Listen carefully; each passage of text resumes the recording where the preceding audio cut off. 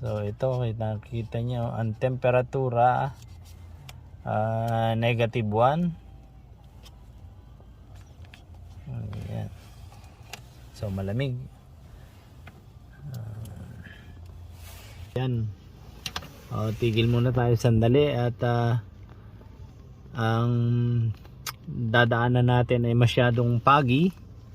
Kita nyo yan. So yan. So andito kami sa ano bang area to? Hindi ko alam kung anong lugar to. It's a foggy morning. So tigil lang kami dito sandali. Ayan, tabi. Yan ang pati sa sasakyan. Ayan, nakailaw siya kasi dahil pagi na.